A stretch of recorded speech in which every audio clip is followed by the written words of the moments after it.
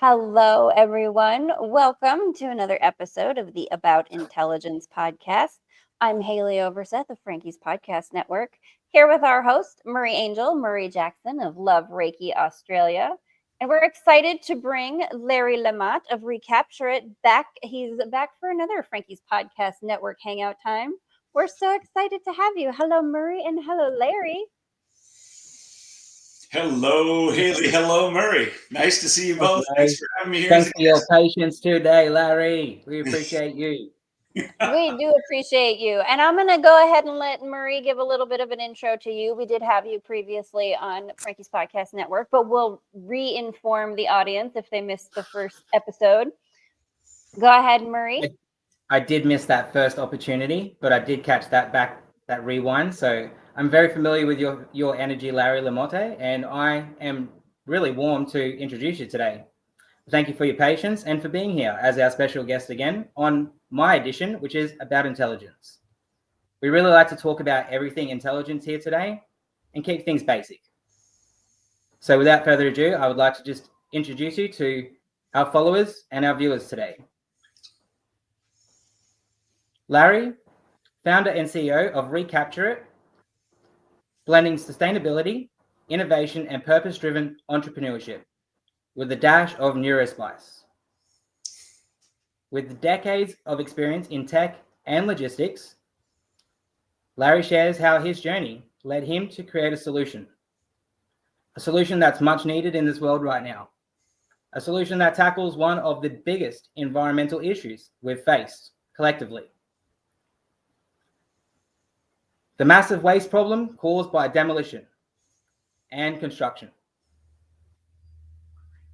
His company, Recapture IT, is redefining what's possible by giving used materials a second life, repurposing and creating systems that serve both people and this planet that we're a part of. Larry's grounded wisdom, tech-savvy mind, and heart-centered approach really makes him a phenomenal human being. This episode is a must-listen for anybody who's wearing their consciousness as their helmet of life, navigating with all of us.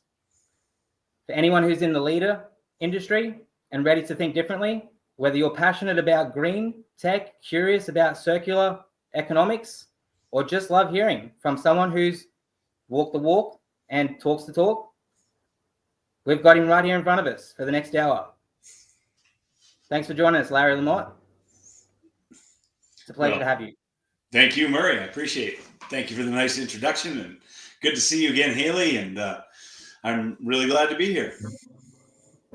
We're super excited to dive in. So we did get to talk a little bit about what you do at Recapture IT and the, finding ways to recover rather than just waste, demolition materials and things like that. And you have talked a little bit about how you want to integrate AI with that. So you do have experience in architecture and tech.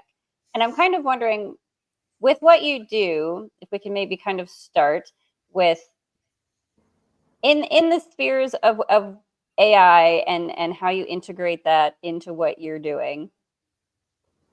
What are the things that maybe you think you as a neurospicy person, right, might maybe notice that other people aren't kind of putting together with the value of AI and the value of these materials? Like, where would you say are the sort of the things that you're doing a little bit differently, or that you are having different kind of unique AI kind of usage that you see being possible for what you're working with?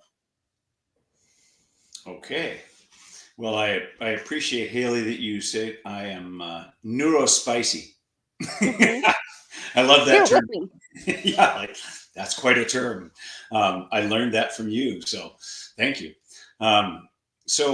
As to something that I may be differently seeing than others in the world of AI as it relates to what the world of things I'm actively working on, I'm kind of that, generally that big picture thinker.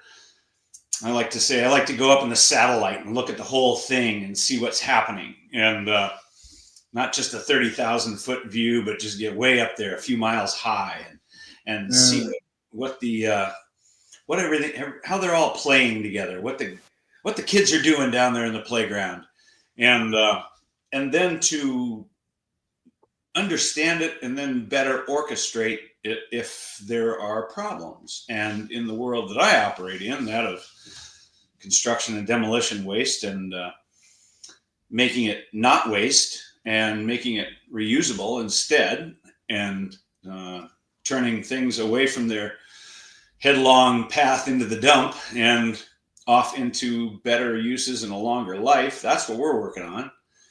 So from that satellite view, I see a lot of things, and I talk to a lot of people around the world, and in Europe and in Asia and in South America, and a lot all over the US. And I pull these perspectives and bits of technology, and what there's a couple of authors, a couple of brilliant young men named the Heath brothers, and they've written a number of books. And in one, they talked about bright spots, and bright spots are where there are technological advances, and it might be something as simple as adding tiny little bits of shrimp that are found in a river into the mix of the all vegetable diet, so people get protein in their diet where they formerly were not. And that is an advancement that somebody has taken on, and that becomes a bright spot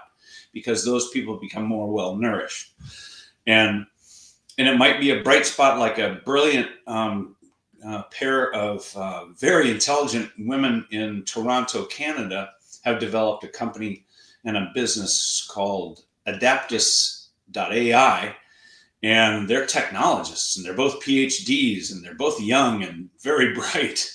And this technology is for understanding how buildings operate, how they function, and how to make them functionally better, operationally better, for less carbon impact, and less use of fuels and less use of materials and so forth. Well, there's that, and then there's a company out in Oakland, California called Urban Machine. And Urban Machine has built a robotic extractor. It's a long thing. It's the size of a semi-tractor trailer. And on this is this monster machine that has these little pickers and scanners and cameras and measurement devices and things. And you push in this gnarly old beam that you've extracted out of a building, and it's got nails and bolts and screws and staples in it, and it goes through this, and these robotics extract the screws, and they pull out the nails, and they pull out the staples, and they clean up the surface, and they clean up the ends, and they spit it out the end, and it's practically brand new lumber at the other end. So that's just a couple of examples. But I see examples of technology and innovation all over the world. And oddly, or just sort of the way things are, is that these technologies are trying to deliver themselves, their product, their service, into an environment, and hope that it really takes off and makes that environment, that ecosystem, better and work more fully. And I've done that too. I've done that on a number of occasions. And now, going back up to that satellite view, I think, what I'm doing here, what I'm really doing here is I'm bringing a part where I need the machine. They need a car, but I'm bringing a tire. Or I'm bringing. Well, you have a good start. At least you have a piece of it. Yeah, but that's not. But what this different ecosystem, a different model of making use of would-be waste materials, the byproducts of construction and demolition, making a new model to process all that and to make it useful again. You can't just do it with a part of the system. We see that we need the whole machine. So our effort now, our approach, is to bring in these various parts from around the country and around the world under one umbrella and say, we have the conceptual model. It is a machine. Now, the machine is different for every area we bring it into. Keeping the car analogy, it might be a Jeep out in Colorado. It might be a sports car down in Arizona. And it might be just a big sedan up in the upper Midwest. But it's still a car. It's still got the basic parts, but it has been modified and made adaptable to the particular environment that we're in. So if that makes sense, that's the approach we're taking. Yeah. And in that is a mix of various forms of artificial intelligence and high technology, like the people up at Adaptus AI and the other technology partners we're working with in Toronto. I Waste Not. They're a brilliant family-operated technology company, and they too are using some artificial intelligence in their technology to advance things, make things faster. But it's not the overall answer. The overall answer is to bring in the solution, and AI plays parts in various aspects of that solution. So here's one more, and then I'll stop. There are, with your phone now, you can do all sorts of magical things, right? Well, soon we'll be able to walk through a building with a handheld device like a phone and essentially quantify that building, measure it, make a digital model, if you will, of the building, so that we know how much materials are in that building. And it's considerably more complicated than my little brief description there, but let's just say that now that we have a digital model of that building, we know how much stuff is in there, how many bricks, how many studs, how many beams, how many columns, and so forth. And with that kind of information, now we can predict, more accurately the value of it if we were to disassemble it, deconstruct it, take it down, as opposed to just bringing in the wrecking ball or the excavator and knocking it down or blowing it up with dynamite. So now we can understand the value of buildings by technology like this that can quantify these things and give us better decision-making power to make better decisions about what to do with would-be waste. And I keep saying would-be waste because it's not waste. Waste is not waste until it is wasted. So I do love that. Yes, I love that. Waste is not waste until it's wasted. You can always, repurpose things. Energy is never, created or destroyed. It just transfers, right? Mary Angel, I'll toss it over to you because I know that's one of your favorite topics. Yeah, and I just love the way you said better decisions too, like where it gives us this new awareness to, make more informed decisions about what that future and that next step can look like based on what's being done around us and what we have done. So we have two aspects to learn from, to engage now, rather than just destroy it, figure out where it goes. And I think the way you speak, like, I would like to put all that aside for a moment and come back to that and circle back. But obviously you can see that you've got a key role there in that perspective of seeing this come together as a solution. And you've got quite a yield of research around you to hone that in as well, as you've just given us a little sample of. But I really would like to just go back a step and go, how does someone gain such a perspective or an ability to have such a level of awareness? It's one thing to be passionate about something. I know what that feels like personally, being connected to source energy. It's a true gift. It brings a delight to my life every day. But I would like to know further, Larry, where does that spark in you come from? What are you doing in your life that really triggered this? I'm a catalyst, and I'm going to move in the direction of being the catalyst and finding a way to do things again. And more to the point,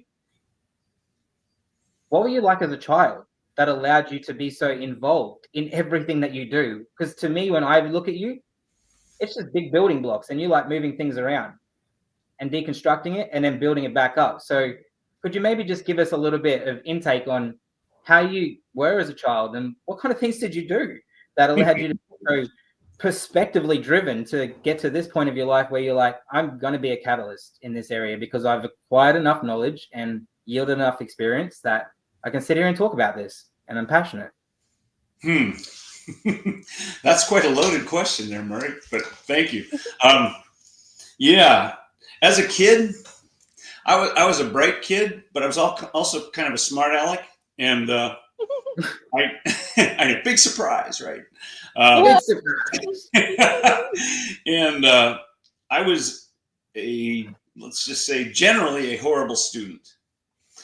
I just didn't like school. I was bored to tears in school. And so I drew a lot. I would daydream a lot. I would imagine how I could do things that were sort of troublemaking a lot. I once set the school clocks in grade school so that when the alarm bell rang, there was a hook that stopped the alarm from shutting off. So we actually got. I love that. That's so. I love a good little prank. That's a neurospicy thing right there. Well, that was we didn't have to go to school the rest of that day. I made. That's so great. For the win. Guys, Go, Larry. right? For the win. Larry Yeah. for the win. Everybody in school just being like, hey, we get off the class, and you just get to be like, tee, and I know why. Yep. My father was a professor and a scientist. Well, he still is a professor and a scientist. He's 90. Well, he turns 95 this month. Oh, wow. He's a brilliant man, and one of the not so brilliant things he did in life was that he bought me a subscription to a thing called Things of Science. And Things of Science was a little box of science projects that you would get every month. Well, I learned a lot of things, and I learned about some chemistry, and I figured out how to make gunpowder as a kid. So that's exciting, and that also was exciting. And Danger Mouse. I made these beautiful smoke bombs and sparklers and all sorts of things. And at Halloween, it was great because we would run around the neighborhood with a little bag full of these little sparklers I'd made that had a long wax fuse on them. And we would open up people's jack-o'-lantern pumpkins that had a candle in them, and we'd put one of these right by the candles, light the fuse.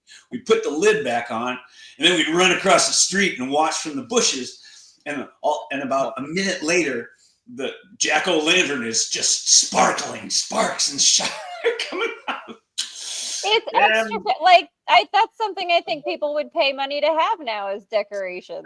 Yeah, they might. But also back in those days, people, our parents knew the druggist, they knew the pharmacist, they knew the shoe guy, they knew the guy that owned the clothing store, they knew the woman that owned the hairdressing store, whatever. Everybody knew everybody else. So the pharmacist called up my father and said, Mr. LaMotte, your son is buying a lot of sulfur and saltpeter and some other things that I think he's making gunpowder.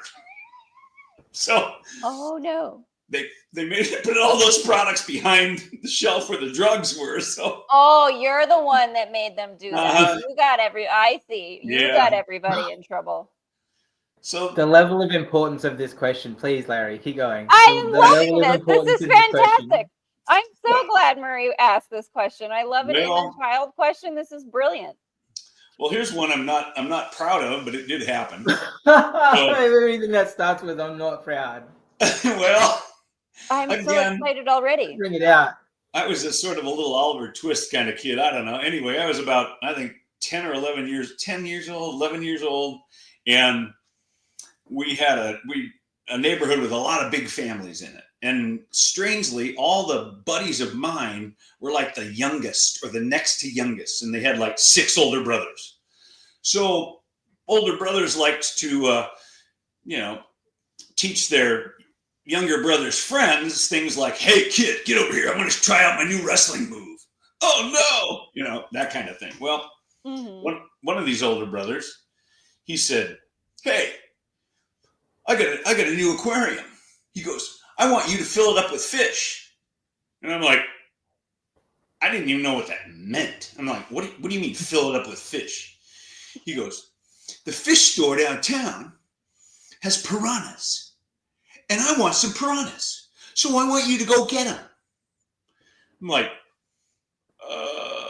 oh, okay.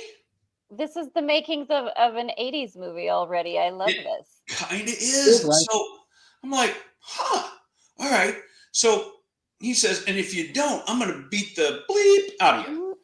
Mm-hmm. I'm like, okay.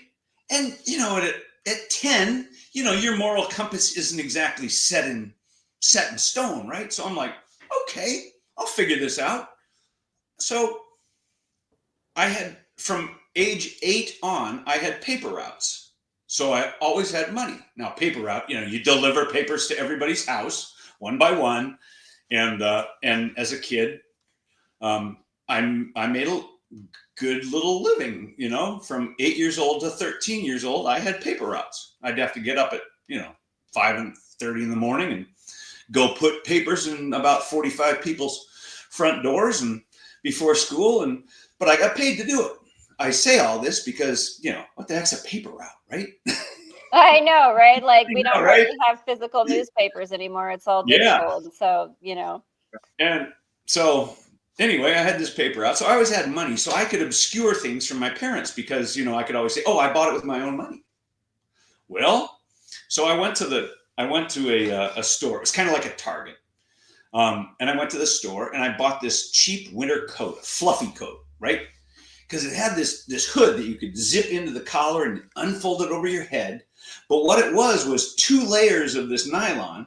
And when you push it into the back, it made this giant pocket in the back of the coat about this big, right? So I got this giant pocket with a zipper on it in the back of my coat.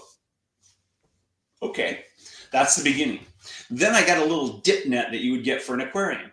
Then I bought a box of plastic bags with the little ties to tie them up. And so now I was ready to go into the store and start my spree of stealing fish. So I love this. We're stealing piranhas. This is an animated show already. So I enlisted the kid who's my friend, right, and whose older brother is insisting that I do this.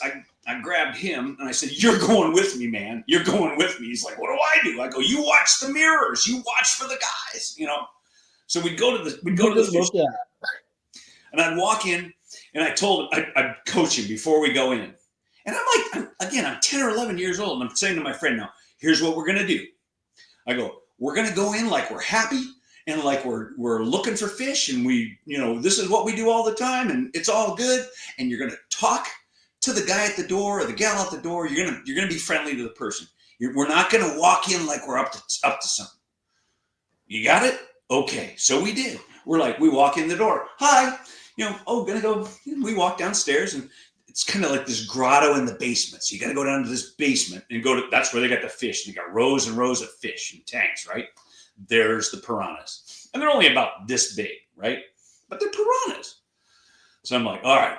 So I'm not going to say his name because, Names anyway, and all names have been changed. We'll call him Murray. There we go. Little Larry and Little Murray. I'm already imagining an animated series. I love this. So I'm like, "Murray, you stand by the mirror and you watch up the stairs. And if he comes, then you let me know." So I got on my puffy coat with the giant pocket in the back and a couple other pockets in my sleeves. And, they got pockets everywhere. So, okay. So we're down in the basement in the fish store. And I got my net out. I go, got the net out. I got the plastic bags out. I got my little zip tie. I put the plastic bag into the water. I get enough water. And then I get my little scoop and I'm catch a fish and I throw it in the bag and I zip it up and I throw it in the back in my pocket. And I'm like, "I got one." All right. I got one. Yeah, I got one, right? And I go, so now I got one. So now I go for like 2. I don't want to go for all 6 because the guy wanted 6, right? So I don't want to push it. So I just got 2.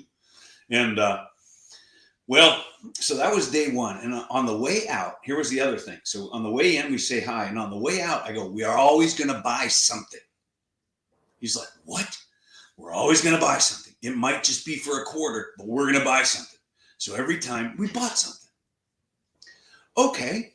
So we bought whatever, right? A piece, some tubing, one of those little um, those little guys that bob around at the bottom of fish tanks, like that look like they Oh got the yeah, big bell helmet on and stuff. the little Atlantean dudes. Yep. Exactly. So we'd buy something. Okay, so now we're walking out of the store with our 25-cent purchase and a couple of fish in the back, and off we go. Well, now we go start to set up the aquarium back at my friend's home, and his brother's amazed. He's like, "Whoa, you did it! Now you better get some more. I want 6." Okay. Well, I'm going to accelerate the story here, but anyway, we got all 6 fish. We got all the colored rocks for the bottom. We got one of those little flip top treasure chests with the bubbler in it. We got little plants. We got the fish. We got everything. Set it all up, and then this bully guy, he's like, "You're good." I'm like, "Okay." Well, then here we are. I'm like, "Hey, Murray, we're pretty good at this." Like, oops. Oops. Right? Heist-a-thon, like accidental pros. Yeah, accidental pros. And so we continued our little expedition racket for a while until it got into let's say office supplies, and I would sell pens at school. They're at half price. And then one day I got my little lift top desk. I got my little supply of pens in there, and I'm taking them in, and I'm writing down receipts and stuff. And then it dawns on me, you know what? This isn't right. This is not a good thing. Close my desk up. People are still coming. I'm like, nope, I'm done. I'm out. That's it. Here, you can have these. And that was it. And that was the last of my little stealing spree. It was short, only a few months, but it was like, so you asked, Murray, what were you like as a kid? So I was distracted. Fundamentally important. I got, I got through school. I mean, it wasn't, but I had bright spots in school. I had some, I won a spelling bee that, in 5th grade, spelling Czechoslovakia. And, well done. And the smart girls that, there were 2 girls that were in, the last 3 was me and these 2 girls, and they were very smart, and everybody knew it. And then I won with Czechoslovakia, and everybody, there was this collective jaw dropping. They're like, what is this guy? What? So I love it. Well, this is actually really kind of interesting to me. So I'm glad Murray brought it up. Obviously, so listen, the, adversity can sometimes be the mother of, the mother of necessity or whatever, invention. Yeah. There you go. And obviously you get bullied into this situation, but it does demonstrate sort of the natural intelligence that you had towards the idea of reselling things, the idea of, and very like ingenuity kind of things. Like you were creative as much as it was, thievery, human, whatever, like you were very creative. And I'm going to say obviously the school system that you were in, and I think this is something that a lot of young kids deal with now, especially you talk about ADHD, autism, neurospicy, neurodivergent, whatever. A lot of kids have that where they're bored to tears at school, and the structure doesn't work for them, and it's not, and it doesn't. It hasn't been working for a while. It hasn't worked for a lot of us. But I mean, if you kind of think about it, like that was sort of a blessing that happened, and you did have that experience because it taught you a different way of thinking and a different way of doing things that gave you a more of an excitement than what you were experiencing or had available at school in the way that it was structured. So, I mean, then it kind of goes to, okay, well, how do we in the world that we live in? And this isn't maybe necessarily to do with what you do, but again, we kind of veer off and go with the flow of conversation here. But I mean, how do you create then a system of education that allows for the kind of creativity that you experienced or exploration, obviously without the bullying and the stealing, right? Like those are things that are, I think, cycling out of our consciousness to some degree, those elements of, I don't know, I'm not sure what you would want to call it. I think that thievery and ownership, those are some definitions you can kind of go into philosophically on their own. But obviously, like, what you experienced was something that did sort of show you that you had a problem-solving mind. I mean, and that's not something still as far as like public education and the way that education is set up, at least in, the US and to what I am familiar with in educational systems, right? I mean, how do you create, or like what are the neurospicy ways that we can explore intelligence or give kids the ability to explore their intelligence and creative intelligence like that? What are your thoughts, gentlemen? This is just a little bit of a rabbit hole that we just It's a little accidentally fell rabbit hole. down. How do we get creative with this? Yeah, it's a great question because like I relate to a lot of your story, not the direct details, but again, like school wasn't easy for myself, so that relatability, I think that's going to go far and wide for a lot of our audience. Like I found myself bored, doodling, having conversations, finding reasons to not be present with what I was being told to be present with. And I think what came from that for me was like I had food. My father had a severe truck accident at a young age, and as a catalyst from that, he found when he got back up on his feet, he started cooking. He found food and used that as a healing mechanism to be in the kitchen, involving himself more with the family. And as a result, there was leftovers, and he really did cook some good meals. So I found myself taking them to school and getting my business on as well, just like you, Larry. So I fully relate to you in that dynamic of anything is possible. And I can see how you achieve that perspective at a young age, like Haleigh said. And it is fundamental for now as well. Like, how do we restructure? How do we create the space inside of that space for people to have the neurodivergence, the neurospicy moments to then maybe experience something a little bit different rather than trying to sabotage the moment to get somewhere else because it's so pressured, like us three here are not the only three in this world that have had to escape our thoughts in the classroom or a teacher for that matter. So yeah, I think it's a really good question, Haleigh. It is a really good question, Haleigh. And my father, the professor, and I, we talk about that even these days. We talk every Saturday sometimes for hours, and we talk about that. the education of today and where it is, and he tells me, well, son, I guarantee your teachers will remember you. Is that a good thing? Thank you. Is that a good thing or a bad thing? Yeah. And when I got to college and I was paying my way, things got very different, and I wouldn't tolerate what some professors would do. Their name was on the syllabus. They were supposed to be teaching the class, and they would have their TA there because they were just too good to be there in front of us peon students. Well, this peon student wasn't having it. I went in the office of this particular professor and said, "You need to be in the class. Your name's right here on the syllabus. That's who, not this guy, not this clown. He's just 2 chapters ahead of me." Well, the TA. I mean, not wrong, right? Not wrong. No, I mean that's The last two, like, come here. Yeah, gotta get him. Well, he this did is it. not what I paid for. But it worked. He said no. He said to his TA, he goes, "You know what? He's right. He's right. I will be there." And okay, well that worked. So, but that doesn't really address your question. That was another sort of a rabbit hole there, Haleigh. But no, I love it though. How do we do this? Well, back in grade school. So in first grade, we lived in Lexington, Massachusetts.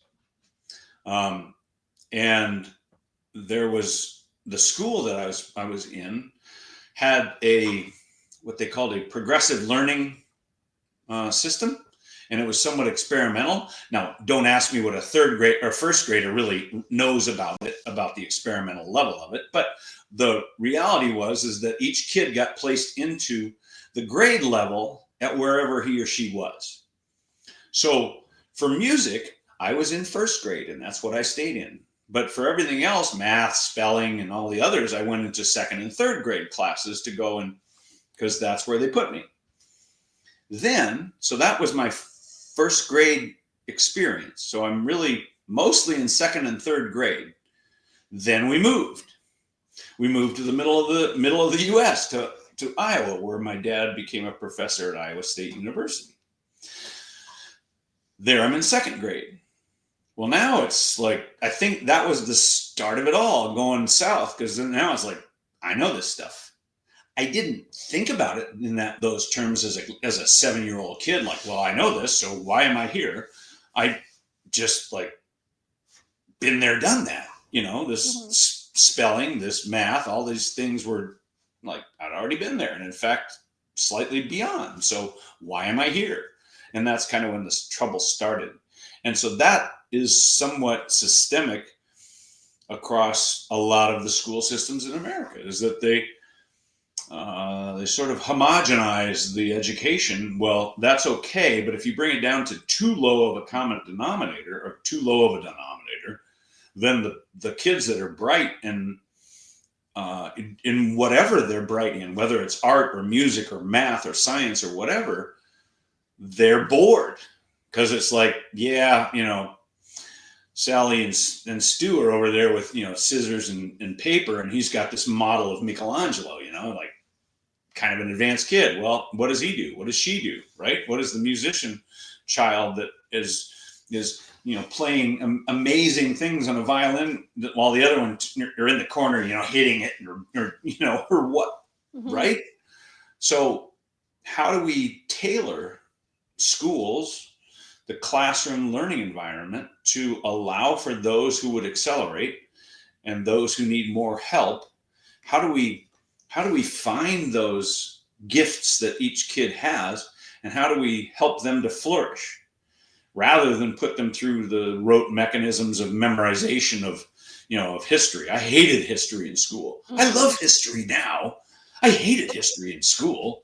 It's like, and so that. I'm kind of thinking to myself now, maybe AI could help with something like this, right? That's what I was thinking. Probably could. Right? What we need is to be able to, assess what a kid's aptitudes are, what their interests are, and be able to, maybe do kind of like what you were saying, the progressive, like put them in the spots where they're going to thrive and flourish the most. But I think there's also maybe a shift that would have to happen in terms of, we'd have to allow for not needing all of those, the subjects that we think everybody has to have, right? Like, sure, learn basic math, learn how to read, and but like, does everybody need to be doing that after grade 5? Not necessarily, not unless you really like to. I mean, given the technology that we have now, I mean, if I had to sit down and relearn how to do trigonometry, I could do it. I was good at it, but I don't have it in my head right now. I don't practice it, right? So, I mean, I think there's a fundamental shift in our understandings and definitions of what education is, right? Like, it's a little bit that the system kind of really, it's homogenized, like you say. And if we sort of shifted our mindset to sort of say, well, you don't need to have all of these skills necessarily, even though those of us with ADHD can like dive into a whole bunch of different skills and be very fascinated, right? I think there's maybe just a little bit more room that there needs to be for people to explore and to explore different things at different times. Maybe you're not really super interested in math or history as a kid, but if you are later and you have that passion, that joy to explore it, well, you're going to do it of your own volition, and you will get good at it, because anything you continue to practice, you're going to get good at. I don't know. This is a whole, I mean, are we possibly starting the beginnings of solving the new educational system here? I think we might be. Well, here's oh, go ahead, Ray. Go. No, please, Haleigh, please. Okay. Well, you are the guest. All right.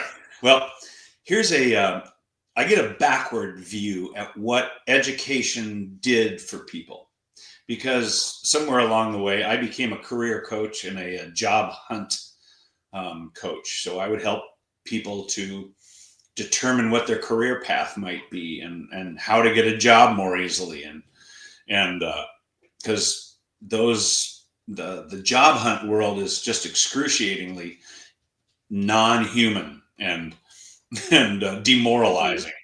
And with AI now, and the way that resumes are read, and that and that people are selected, there's very little human interaction in a lot of it, and it just, they're missing so much. So in my conversations with individuals and with groups, but let's just stick with the individuals, I would tell them, I'd say, listen, let's discover what you're really good at. Let's take a little voyage inside you and discover the best of you. What are you really strong at? What are you really gifted with? What are your, and I'd give them several ways to talk about it. Innate giftedness, talents, strengths. You can call them a lot of things, but sometimes you label them different things and people pick up on it differently. Yep. And then they're like, and then I'll say, now go back as far as you can remember into your childhood and imagine where you accelerated learning something more quickly than those around you. And it could be physical. So it could be like riding a bike. It could be in dance. It could be in singing. Or it might be that in math or spelling or something. I said, and don't try to make it all vocational. Well, this is about my career, so I need to think about vocational things. Like, that's not the way your brain works. Your brain, when you think of one thing, it goes here, it hits that point, and then it goes bing, and it thinks of a whole lot more around that. Well, utilize that. And so I'd tell them, think of, riding, when you learn to ride a bike, did you learn before other kids? Did you learn faster? Did you become a cyclist? Could you do tricks on a bike? Just using cycling as one that sort of uses mind and body, or dance. And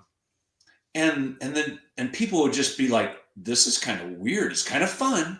I go, it can be fun. It can be tearful. Because you may discover things about you didn't really recognize, you didn't really know, and you may have been pointed down a career path that got you into a job, that got you into a position, that got canceled, eliminated, cut, whatever. And now you're out here thinking like, well, I was at the tech company, but I never really felt right. Okay, well, let's figure out how you would feel right.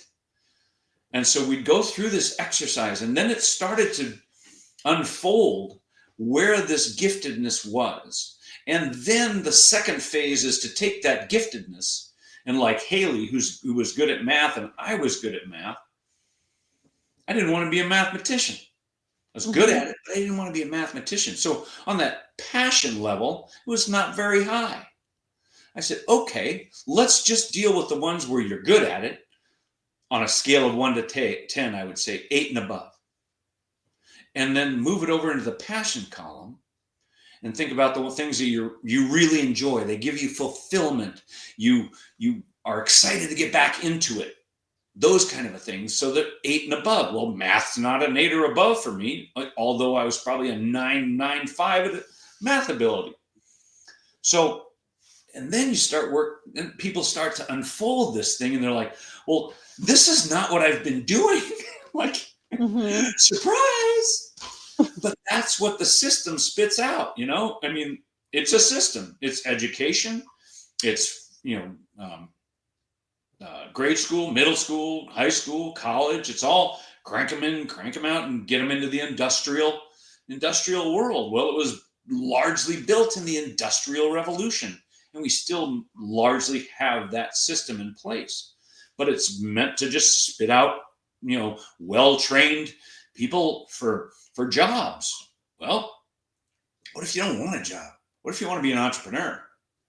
Well, it's only been about 10, 15 years, maybe 15 years since entrepreneurialism has even been taught in colleges. And when it started, they didn't really have a clue because professors were not entrepreneurs, and they had to bring in business people. And business people think very differently than tenured professors. Yeah. They Right? do. Yes, they do. Don't they? So, They leave a different frequency and energy behind when they leave as well. yep. Whole different world. So, Yeah, Larry, what comes up deeply for me the whole time here, like as you speak, is I think the key here that comes forward is more feelings. And feelings are driven by intuition, which is driven by compassion, which is driven by awareness and being present and allowing space and creating that from a place of consciousness, not unconsciousness that's being forced upon you to be somewhere in a space. If we had more time to feel through things, we might arrive at, like you said, these interconnected relationships where we can be asked questions from other human beings more freely. Like, it's not like it doesn't happen, but it, more freely across the board as a curriculum for accessibility, we would probably see a really quick shift. And I think that's where AI is the leverage point, because our opportunity as humans to do that, like you said, over the last 15, 25 years, we have dwindled that down. We kept choosing against that and against that to feed that machine, that mechanism, because there was a system that was running and it said, well, let's take a hold of this curriculum to feed this system. So we became the small, education became a smaller feedback system for a bigger system. And as we are breaking away from the system, realizing that this system is, pretty inorganic, it's like the question that comes up for me directly here, which is probably for a whole nother podcast, is what would AI suggest itself? What if we were to ask AI this question? How could we redefine the curriculum or the educational system from 12 down to 0 to 1? What kind of answer would we get back from a chat GPT or a Claude or any other co-pilot? It'd be interesting to see the response and the framework given to us by such intelligence that we are innately a part of, that could have a less attached viewpoint than we do as humans. Because of our empathy of experiencing these things ourselves, we're going to have more pain points and more memory points to draw from. Whereas AI doesn't have any of that unless it's given that. It's just going to draw the conclusion based on what's the best, most formidable step forward to do. So I'd love to invite you back to talk about that at another time, but that's the question that was coming up for me the whole time, is what would AI actually do fundamentally? What would be the solution that we could perceive or have a look at? And I think that comes back to just feeling our way through things. And I think AI might agree with us in that, is that if we create new spaces for new opportunities to occur, we might find new genius. yeah. That's absolutely true. The thought that I'm having come up when you're, talking about this, I would love to too. Also, like, we do need to get with ChatGPT and Claude, and we absolutely need to have this conversation and bring Larry back, and maybe get your dad to come hang out. We got to get Professor LaMotte on. Like, let's have this conversation. That would be cool. That would be so fun. And I would love to hear what he thinks about AI, because obviously I'm sure he's got a different perspective, having, the more life experience that he has. But it is, interesting, Marie, what you bring up, the idea of that sort of sentimental attachment, right? Like, we as humans, we do have that emotional intelligence very deeply. That's a big part of what makes us human beings. But it is also sort of what can give us our blind spots.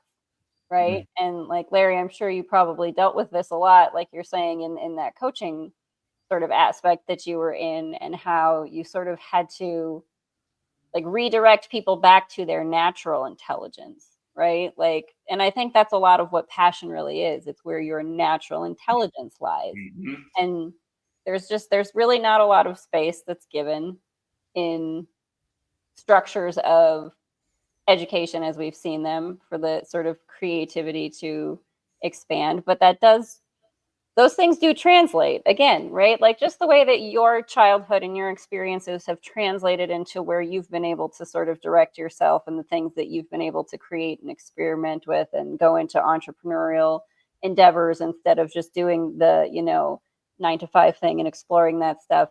I mean, there's, even in what you do with exploring the spaces you explore, it takes that sort of detachment sentimentally from the old ways, kind of to be able to make room for the new stuff. Because one of the things that's kind of coming up in my mind for what we talked about before was like the demolition companies and how they would push back against what you're doing because they obviously like they have a business model, they do demos, and like how does that affect their profitability for that industry to sort of shift into what it is that you do, right? But like if you had this sort of detachment of AI with it and could say, well, there's many new things possible, there's a lot of things available, you could pivot somehow. I mean, and I guess maybe that's a question for you. What are some of your kind of thoughts on that kind of mindset shift in what you do that kind of has to happen to make room for the expansive new ideas, and how much of the emotional intelligence, like where do you see where it's a good thing that we have that as humans, and again, where do you see that it creates the attachment blind spots that sort of slow things down and create resistance to where we could be going? Great question. Yeah. Another loaded question, Haleigh. That's all the kinds we do. Sit back. Favorite. Yeah. Yeah. So stakeholders, that's sort of the blanket term for all the people that are impacted by a change. You know, what, and then what we're doing is delivering a new model of redistribution of reusable materials as opposed to throwing them in the dump. Okay, so who all would be most currently and immediately affected? The question I'm asking myself now, and in fact, just the last few days, I've been doing kind of a deep dive study on it, is who will be the winners of in the new ecosystem, and how can we bring those who would be losers into that circle as well? So then you're thinking about, okay, well, you're never going to make it right and happy for everybody. You know, there's the old adages about, you know, you can't please all the people all the time. You can't. Okay. But you can make it easier. One is just to get their involvement from the start and to ask questions about, do you, you know, like I would say, like, so Haleigh, do you think that this is going to happen eventually?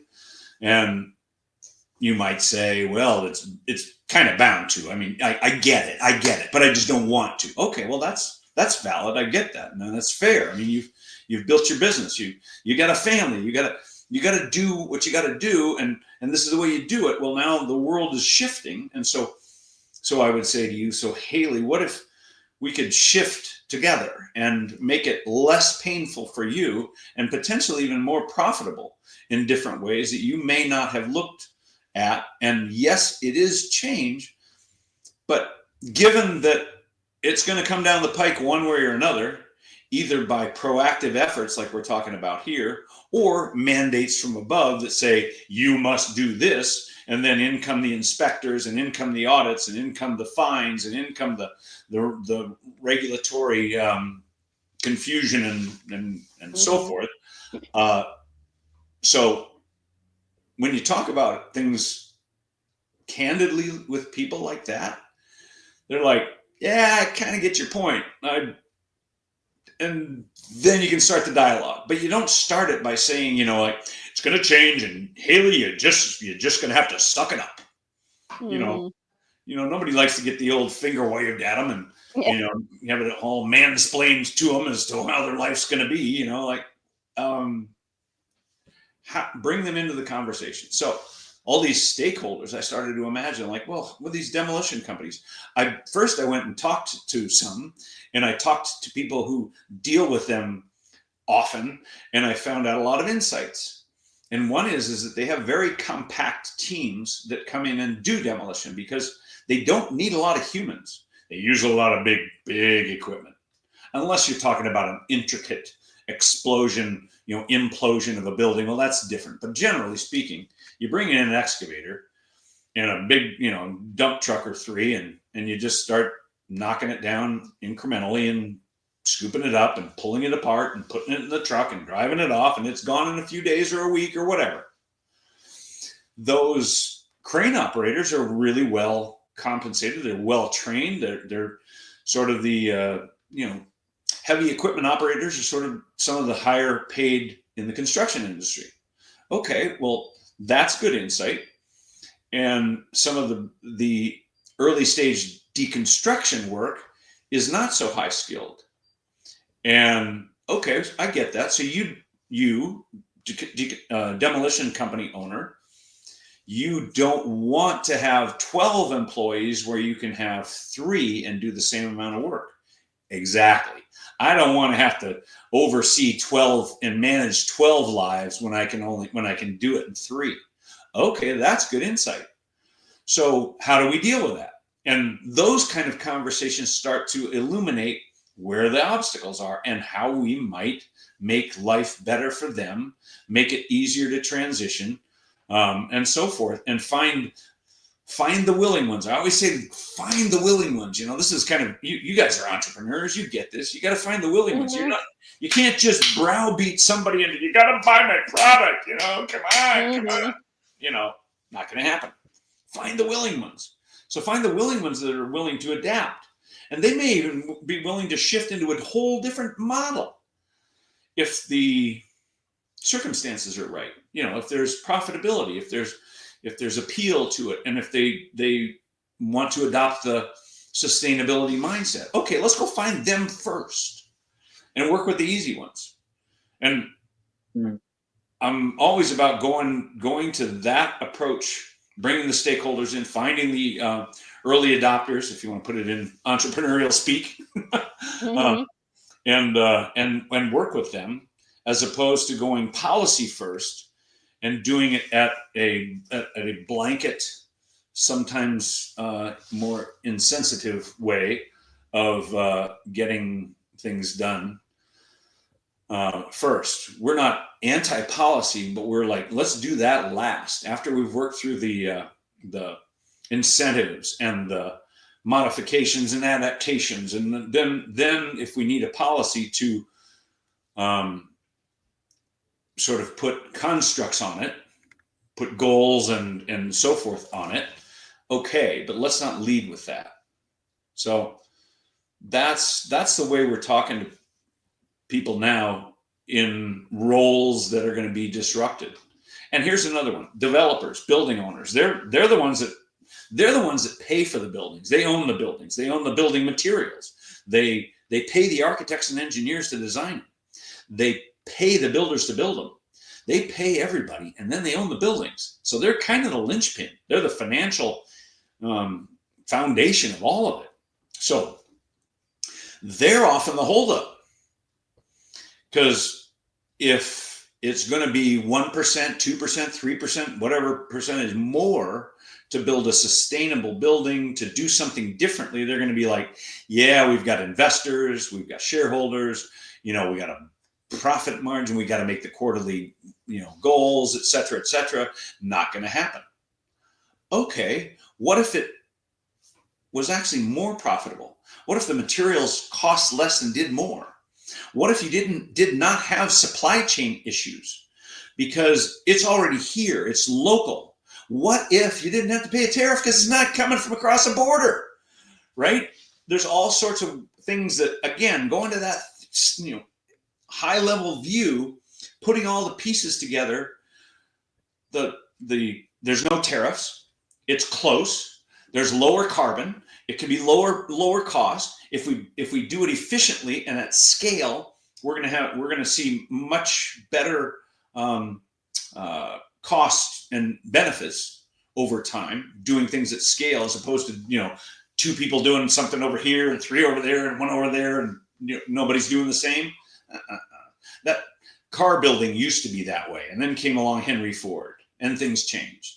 So we're saying, let's do what Henry Ford did: take it into a big facility, bring scale and production, and bring in AI robots and means of identifying things as they come in, and doing a lot of the human effort of inputting data into a computer. Well, now 70-80% is done.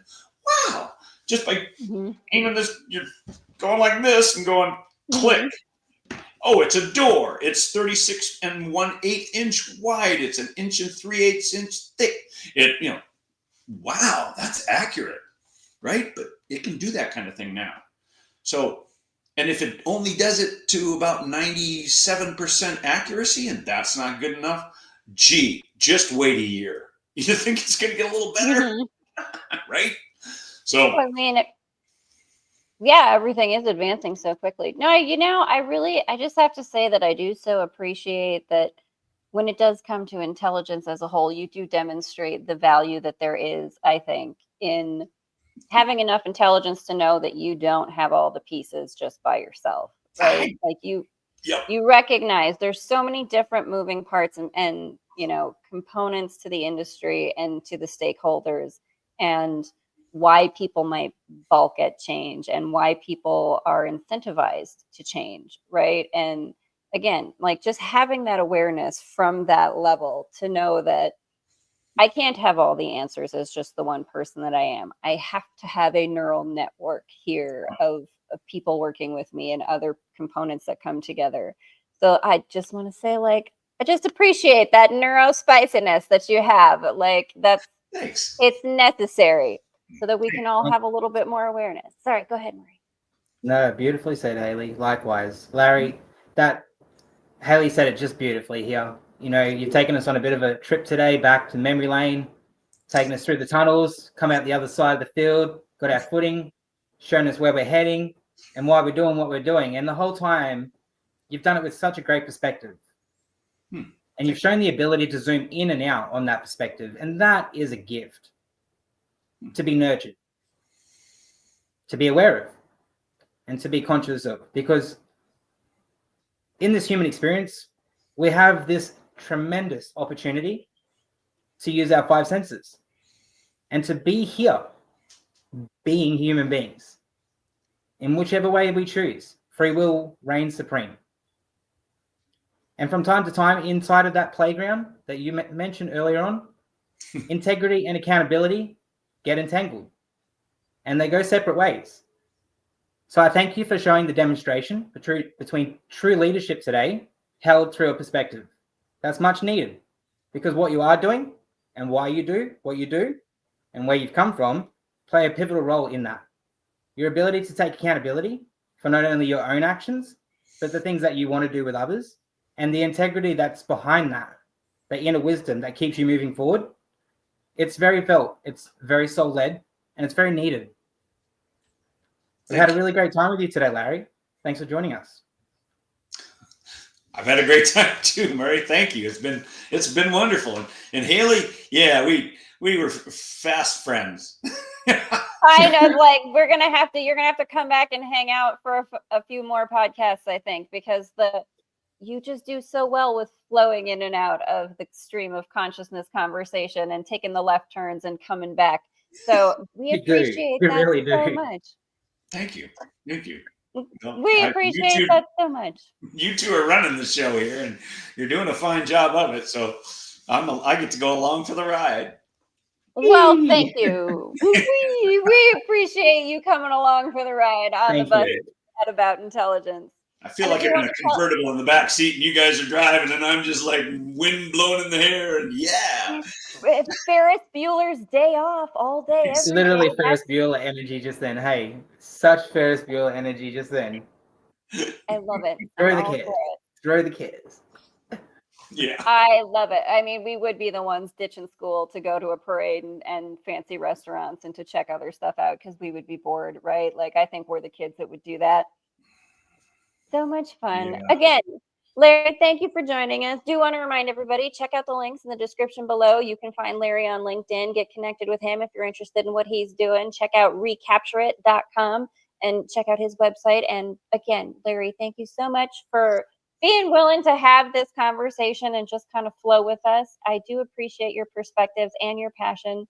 Thank you so much for joining us. And Marie Angel, thank you so much for the co-hosting. It's like, we've done great here again, people. I love it.